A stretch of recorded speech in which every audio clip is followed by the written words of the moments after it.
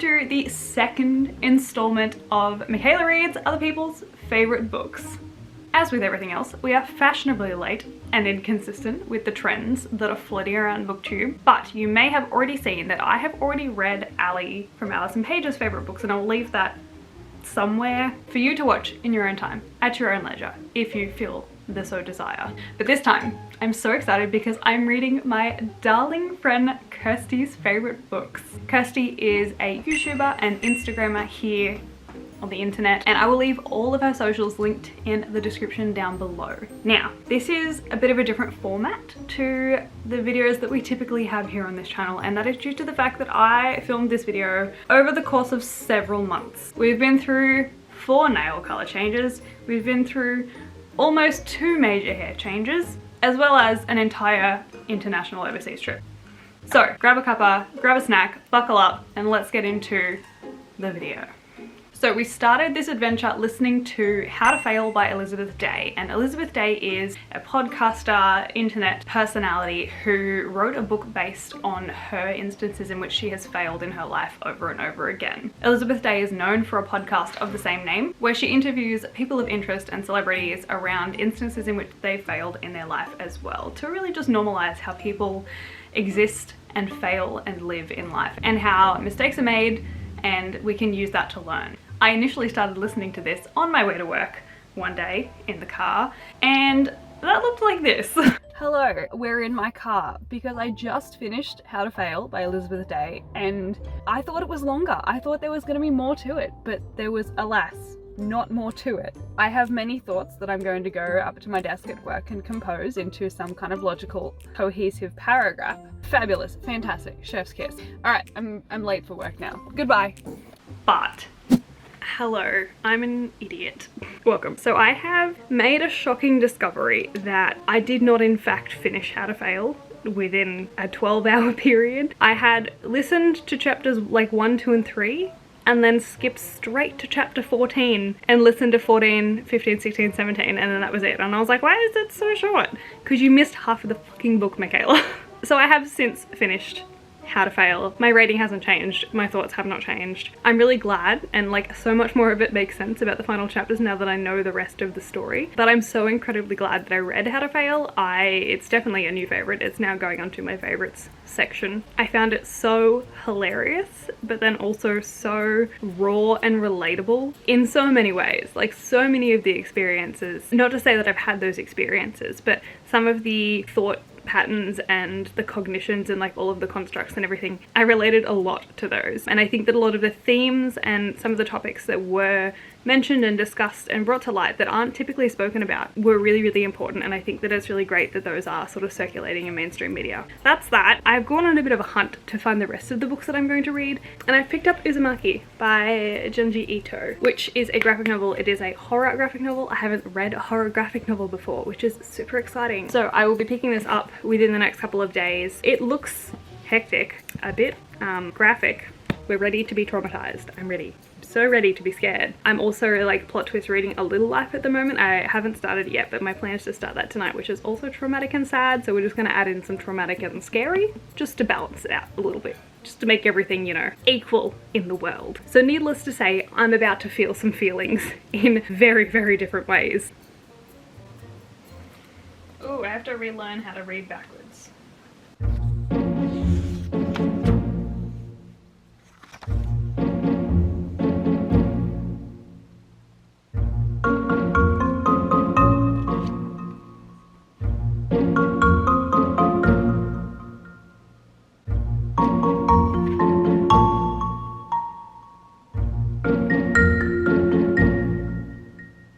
So I'm mildly creeped out, and we're on page 19, and just the spirals creeped me out. I'm scared already. I'm already scared. But the illustrations, fabulous, on point. Not sure if I'm liking the creepy Spiral Town vibe though.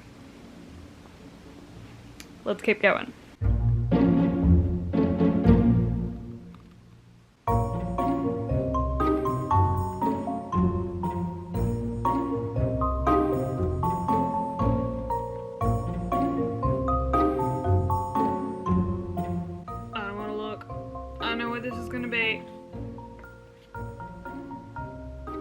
Kirsty, why?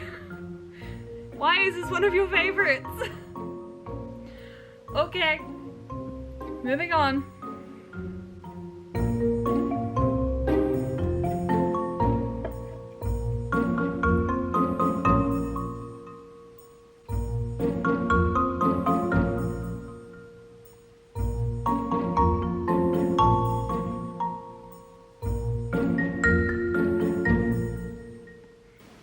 I'm half okay with this. Like, half of me is like, yeah, this is a good idea. I can do this. I can, like, expose myself to scary things and be a bit scared.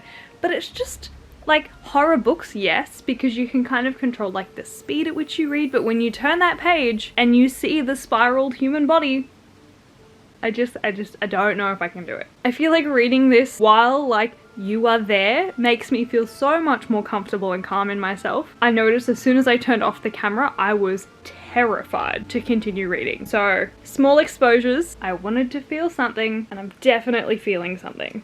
Alright, we read up to page 163. So we've made it a fair chunk. I did get slightly more desensitized the more I went on. However, I'm now jittery and I can't think about anything else except the spirals. We will be taking a hot break from Uzumaki right now, and I'm just gonna doom scroll on TikTok for a bit to cleanse everything, to realign myself with existing in a normal plane, and then we will revisit Uzumaki tomorrow. Hello. We're back again. Just back into the fold of the spiral panic. I've got my fireplace and we're ready to go. Gonna be a time. That one wasn't so bad. Didn't hate that one. This one though looks bad. Okay.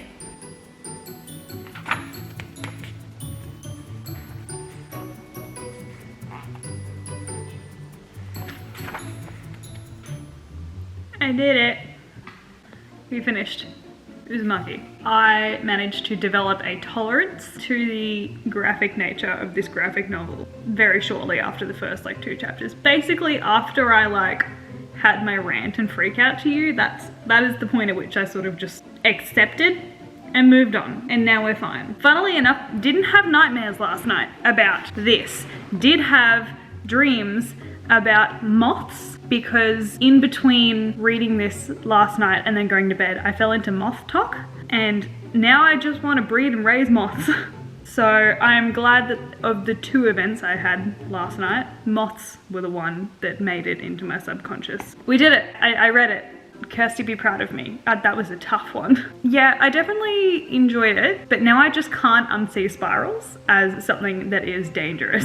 I have made that association link in my brain and it won't go away. Bottom line, I did enjoy it. I don't think it's become a favorite, but it's definitely unlocked a new genre for me, and I might pick up another one. The art in this was phenomenal, even though it was quite graphic and disturbing. It was so well done. The facial expressions and the range of facial expressions, fantastic. To be in the mind of Junji Ito would be a truly terrifying experience, I can imagine. It just kept getting weirder and weirder as the chapters went on. I feel like this was the point, but we started relatively normal and it just progressively got weirder and weirder, and the characters just accepted the weird things that were happening. They just accepted the snails. They just accepted the whirlwinds. Interesting ending though. I'm not sure if I'm satisfied with the ending. I don't think that he could have ended it any other way, but I just don't know if I'm satisfied with that ending. So I'm gonna keep processing all of the feelings that I feel right now, because it's a mixture of relief.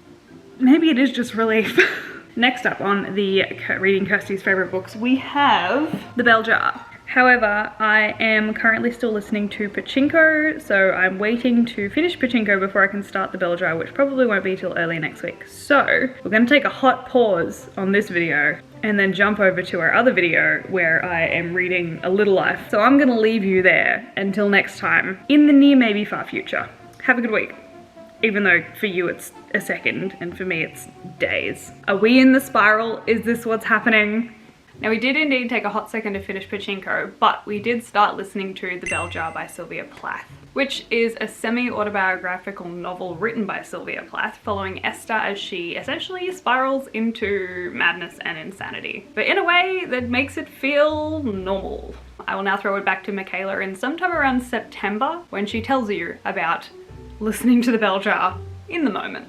I want the blades of grass to go away. Hello, welcome. I just wanted to give you a real quick update on my thoughts on the bell jar because I am now more than halfway through and I'm listening to it and I'm realizing very quickly that I actually need to purchase a physical copy of it to annotate it, to properly understand what is going on, because I do not know what is currently going on. I feel like the changes between the scenes are quite sudden and they're not explained very well. I'm not sure if that's classics or if that's just me or if that's just this book, but it's something. But I do like it, and that is surprising to me. I did not think that I was going to like the bell jar because I am not a classics galley. Maybe I might be. For an unhinged girly book, I'm actually quite enjoying myself. I'm finding the time period quite interesting, and I have to kind of remind myself at times that it is still a reflection of the time that it was written. But in saying that, I get the sense that Sylvia Plath was quite forward for her generation of things. So that's where we're at for the bell jar. I just wanted to quickly jump in and let you know that I'm officially 5 out of 7 hours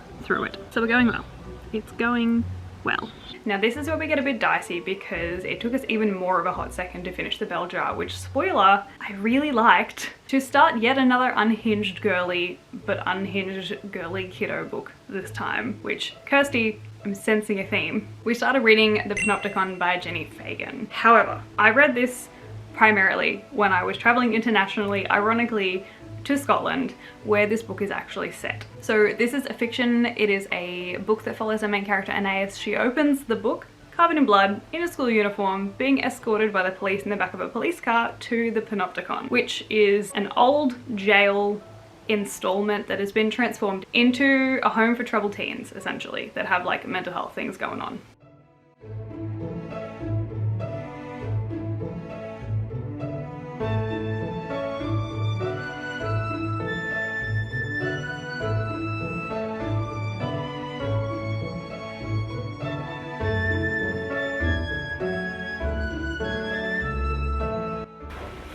Oh gosh, okay, hi. I'm in Edinburgh and I have been using all of the travel time that I have to be reading some of the books that I have been reading for a very long time. But that does mean that I have been reading some of Kirsty's favorites in this time. I'm about 75% of the way through The Panopticon by Jenny Fagan, which I'm finding really, really awesome. I'm glad I'm reading it while I'm on holidays because it feels very much like work. My job is very similar to one of the characters in the book. It is a very well written book. Bonus, it's a Scottish based book, which is very fitting for where I'm geographically located right now. I think the writing is really interesting. It's really cool. It's like, it flips between past tense and present tense in a really weird way. And it's a way that I kind of like because it sort of jars you to think about the imagery of it a bit more and to sort of put yourself in the character's shoes, which is really cool. I like the main character. I think she's cool. I think she is spunky, but I'm about 75% of the way through that at the moment, and I predict that I will finish it in the very near future.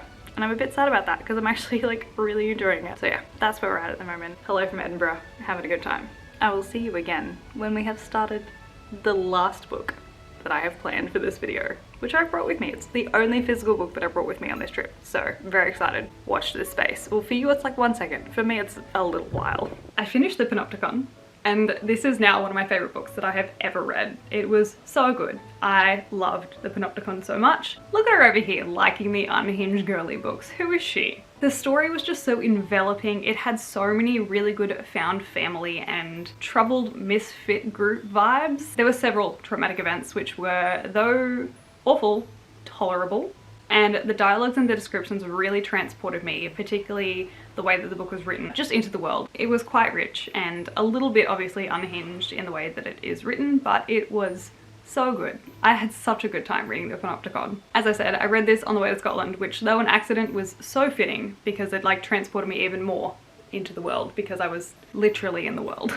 It was about a week after that before I started reading the next read of the trip, and that was Ms. Ice Sandwich by Miko Kawakami. And this is a really short story that follows a neurodivergent boy as he goes to the grocery store repeatedly over summer to observe and just speak with and interact with the lady who works at the sandwich counter because she has this awesome blue eyeliner and he's so fascinated by her. And it's just a really lovely story. I finished this pretty quickly, just in time to actually go and visit Kirsty and like spend a bunch of time talking to her about all of the books that I've read that are her favorites. That was not the purpose of going to visit her, but I'm so incredibly glad that I did get to go and visit her. It was so much fun, but I will leave that for a different video. I really liked Miss Ice Sandwich. I think that it was really beautifully written and my heart just broke for the main character. In hindsight, I couldn't really tell you what actually happens in this book, like the plot about it at all, but I remember exactly how it made me feel, and I think that that is probably the most important thing in this story. I felt many things. And thus ends our trip of reading Kirsty's favorite books. We found a new favorite, we enjoyed ourselves. I understand Kirsty's reading profile a little bit better now, and we got to visit her. Like, that's just the coolest thing. How cool is the internet? I think the internet's a pretty cool place. But thank you guys so much for watching. I hope you enjoyed the video, though a little disjointed. It was still really fun to make, and I'm really glad that I did it because, as I said, these videos are a really nice way to A, get to know someone in a way that most people don't get to know people, and B, I get to find new books, and that's what we're all here for, isn't it? We're all here to find new books.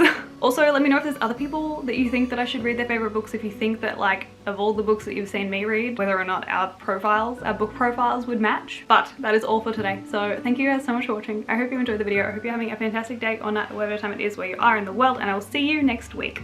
Goodbye.